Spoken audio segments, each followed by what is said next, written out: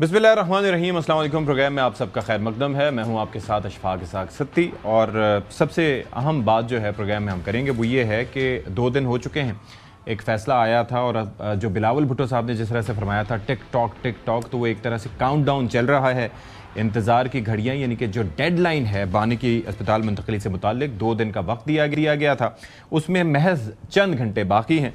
और अब बज़ाहिर जो दिखाई दे रहा है, जो मेल मुलाकातें हो रही हैं, जो राब्ते हो रहे हैं, उससे ये इंप्रेशन मिल रहा है कि हुकूमत को कड़वा घूंट पीना होगा, तामील हुक्म की करनी होगी। यानी कि सुप्रीम कोर्ट ऑफ पाकिस्तान की जानिब से जो अहकामात दिए गए हैं अस्पताल मुंतकली से मुताल्लिक, यानी कि शिफा अस्पताल मुंतकली से मुताल्लिक, तो मुमकिन तौर पर अब उस पर अमल करना होगा, वरना जाहिर है कि उसके कॉन्सिक्वेंसेस होंगे। तौहीन अदालत जाहिर है लागू हो सकता है। लेकिन हो क्या रहा है कि जो एक इंप्रेशन मिल रहा है कि नून लीग ने अमल तो करना है, यानी कि हुकूमत ने अमल तो करना है, यानी कि मीट द डेडलाइन की जो पॉलिसी है उस पर तो कारबंद है, लेकिन इंतज़ार ज़रूर करवाया जा रहा है कि इनकार नहीं कर सकते, ताख़ीर तो कर सकते हैं। तो उसी बिना पर हम ये देख रहे हैं कि सारा मामला अभी तक चल रहा है।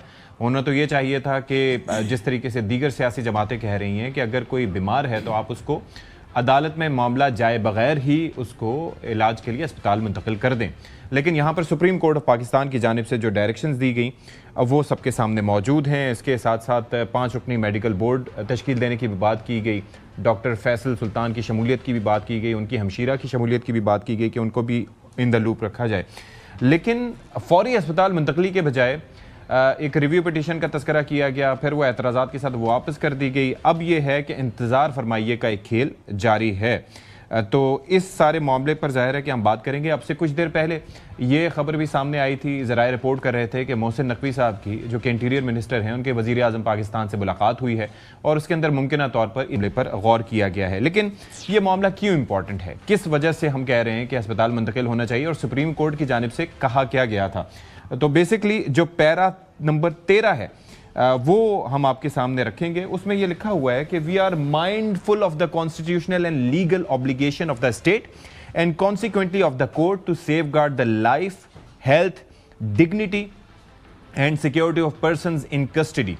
A prisoner does not by any reason of his incarceration cease to be entitled to humane treatment and necessary medical care accordingly as an interim arrangement and without prejudice to the rights and the contentions of the parties.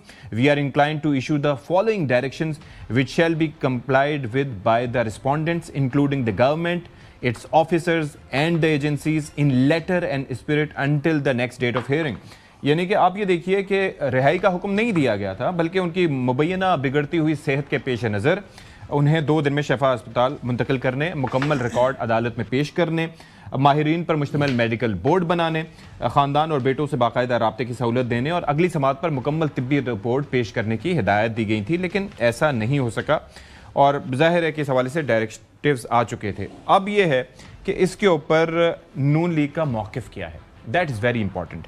वो ख्वाजा आसिफ साहब की सबसे पहले हम गुफ्तगू सुनाते हैं कि उन्होंने कहा क्या था कि इस मुतालिक ज़रा सुनाइए। अदालत के फैसले में कोई रुकावट खड़ी करने की एडमिनिस्ट्रेटिवली कोई हमारी उसमें नीयत नहीं है, लेकिन जो कानूनी रास्ते जो हैं वो तो हक भी बनता है और अपनाया भी जाता है। कानूनी रास्ते जो हैं किसी चीज़ को अगर आप एजिटेट करना चाहते हो या किसी चीज़ को आप जो है समझते हो कि ये कानूनी तौर पे जो है वो उस मेयार पे पूरी नहीं उतरती, बिल्कुल जो अदालती फैसलों का एहतराम किया जाएगा। कतई तौर पे जो है कोई इस किस्म की बातें की जाएगी जिससे खुदा खास्ता जो है अदालत का एहतराम जो है उसकी नफी होती है। अच्छा, इस पर राना सनाउल्लाह साहब का क्या मौक़िफ़ है वो भी ज़रा आपको दिखाते हैं। मैं तो इस फैसले को जो है वो बड़ा अप्रिशिएट कर रहा हूँ और मैं समझता हूँ कि इसके ऊपर बिल्कुल हुकूमत अमल करेगी। सुप्रीम कोर्ट के फैसले पे अमल ना करने का कोई जवाज़ ही नहीं है। जवाज़ ही नहीं है। बैरिस्टर दानियाल चौधरी साहब ने क्या फरमाया वो भी ज़रा सुनिए। जो कोर्ट्स के ऑर्डर हैं और जो उसका टाइम लिमिट है उसके मुताबिक उसको एड्रेस किया जाएगा और जो कोर्ट्स ने कहा है उसको मन कोई पूरे नहीं हो 48 घंटे, तो इंशाल्लाह कोर्ट ने कहा है उसी को लेकर चलेंगे इंशाल्लाह। और इस पर वज़ीर क़ानून आज़म नज़ीर तारड़ साहब ने क्या फरमाया जब उनसे पूछा गया कि वक्त तो ये है और 12 बजे का वक्त है, तो उन्होंने क्या फरमाया, सुने ज़रा। आजम नज़ीर तारिड़ साहब, डेडलाइन खत्म होने वाली है सुप्रीम कोर्ट की, मुंतकिल कर देंगे आज रात 12 से पहले? 12 बजे तक है ना जी, तो आपने बिल्कुल 12 के करीब जाके करना है। इस्लामाबाद इंतजामिया की जिम्मेदारी है, वो कर रहे हैं चीज़ें जो भी इस तरह से होती हैं। वैसे आपको लगता है कि आज हो जाएंगे शिफ्ट?